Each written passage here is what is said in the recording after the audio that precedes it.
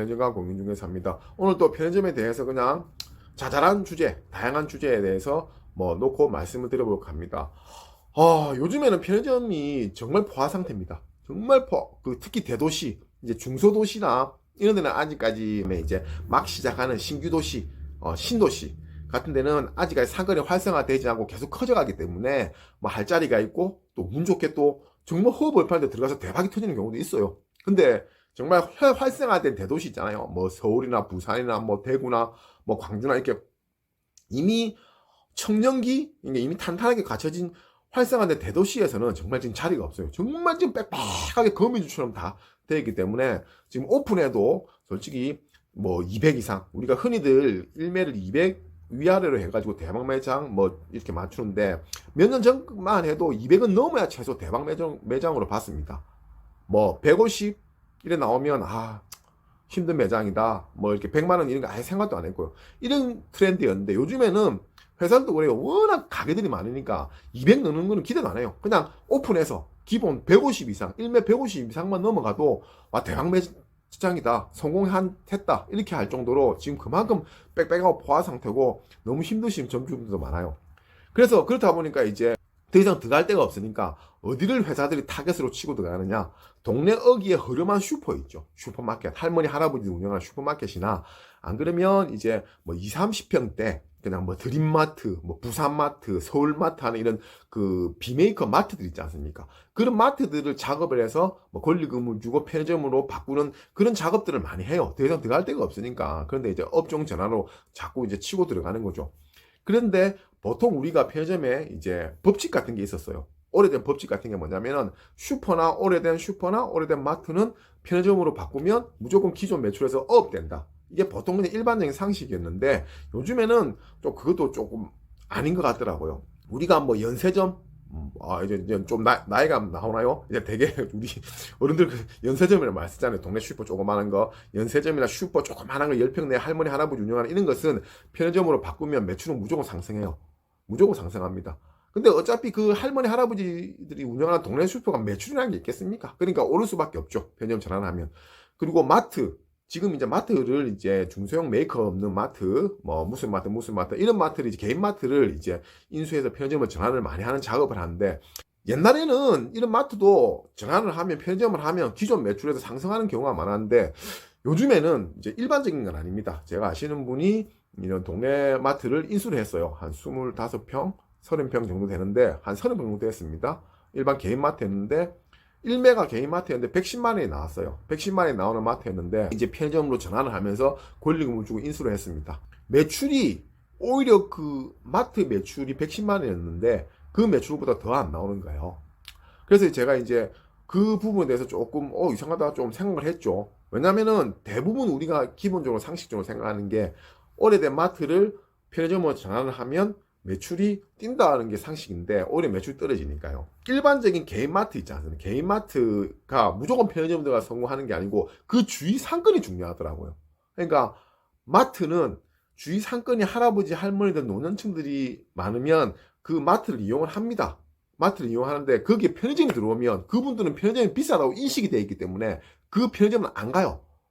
심지어 이번에 제가 아는 분이 오픈한 자리는 주변에 몇 블럭 안에 슈퍼도 없습니다. 슈퍼도 없고 전부 단층집 알죠? 주택, 허름한 주택도 꽉 있는 중노년층들, 장년층들이 많은 곳이었는데 그분들은 다른 슈퍼마트를 가려면 걸어서 10분 이상 걸어가야 되는 곳인데도 그 편의점을 새로 오픈한 편의점을 이용을 안 한다는 거죠. 소득이 낮은 저소득이나 상권이 낙후되어 있는 데는 오히려 편의점이 들어오면 기존 마트 매출보다 더 떨어질 수도 있겠구나라는 생각이 들더라고요. 왜냐면 조금 힘든 저소득층 분들은 편의점은 무조건 비싸다고 생각하고 편의점 이용하는 데서 거부감을 느끼기 때문에 10분, 20분 걸어서라도 더 멀리 있는 슈퍼 가서 사오더라고요. 그래서 오히려 매출이 더 떨어지더라고요. 이게 무조건 중소형 마트를 인수하면 매출이 올라가는 게 오히려 더 떨어질 수도 있겠구나. 그런 생각을 했습니다. 저 앞에도 다른 매장도 오픈한 곳이 있는데 거기는 1매가 일반 중소형 마트 1매가 140 찍은 데였는데 그래서 140 찍으니까 편의점을 전화하면 200이 나올 거다 했는데 오히려 120, 30만 원 오히려 그때 마트 할 때보다 오히려 더 떨어졌어요. 그게 그런 거죠. 그러니까 주변에 편의점을 이용할 거부감이 있는 분들이 많이 사는 상권에는 오히려 마트에서 편의점으로 바꾸면 오히려 더 마이너스가 되는 경우가 많다는 거예요. 그러니까 주변이 정말 슈퍼도 없고 경쟁 자원도 없는데 정말 그렇더라니까요. 아, 마트 편의점 비싸다 해서 아예 안 가는 거죠. 그래서 좀 그런 위험성에 대해서, 그러니까 무조건 중소형 마트에서 편의점을 바꿀 때 주변 상권을 꼼꼼히 봐야 될 것 같더라고. 그 상권이 안 좋으면 아예 편의점 자체를 발길을 끊더라고. 매출이 더 떨어지더라고. 그 기존 상권보다. 그리고 이건 뭐 상식적인 이야기인데, 그런 중소형 마트에서 편의점을 바꿀 때 회사 직원들이나 그 마트 그 주인 말만 들으면 안 된다는 거예요. 왜냐면은 메이저 편의점들은 포스기에 매출 이런 게 다 기록이 되고 정확하지 않습니까? 메이저에 다 기록이 되는데, 근데 개인 마트는 자기가 포스를 마음대로 조정할 수 있기 때문에 그 매출을 100%다 믿어서는 안 돼요. 그걸 또 좀 꼼꼼히 더 봐야 돼요. 그 매출을 100% 믿지만 꼼꼼히 더 세무서라든지 알아봐서 정말 이 매출 정확한지 알아봐야 되고요. 그 다음에 두 번째가 제일 중요한 게 뭐냐면 그 매출 안에 신선식품이 포함되어 있는지. 마트는 야채, 채소, 과일까지 파는 마트가 많지 않습니까? 그거는 주인이 마음대로 매출을 빼고 였고 폐기도 안 치고 빼고 였고 해가지고 매출을 부풀릴 수 있는 부분이기 때문에, 그러니까 뭐 우리 담배나 과자나 이런 것처럼 음료수 좀 딱딱딱 찍히면 매출 찍히는 부분이 아니에요. 들어오고 나오고 출입이 없는 거고 그냥 두리뭉실하게 들락날락 하는 거기 때문에 이 마트가 매출이 100만 원이다. 100만 원이면 뭐 과일, 채소 이런 게 매출이 30만 원이다. 그러면 그거 빼고 계산을 해야 됩니다. 그 과일, 채소 이런 매출은 얼마든 주인들이 마음대로 부풀리고 줄이고 할 수 있는 거기 때문에 그 헛매출. 그래서 항상 마트 보실 때 뭐 마트 매출이 얼마입니다 이렇게 소개를 받으면 거기서 과일, 채소, 신선식품은 얼마 몇 프로냐 그걸 빼고 생각하셔야 돼요. 일단은 요즘에 워낙 자리가 없다 보니까 뭐 저도 이제 편의점을 운영을 하면서 느끼는 게 뭐냐면 그만큼 자리가 중요하다는 거예요. 상권과 자리가. 편의점은 적당히 맞는 상권에 들어가서 정말 절박함을 가지고 정말 열심히 하면 무조건 다 되는 거예요. 뭐 편의점이 특별한 큰 기술이 필요한 게 아니기 때문에 첫 번째로 자리만 잘 맞춰 들어가서 정말 열심히 정말 절박함을 가지고 하면 잘 되는 상권입니다.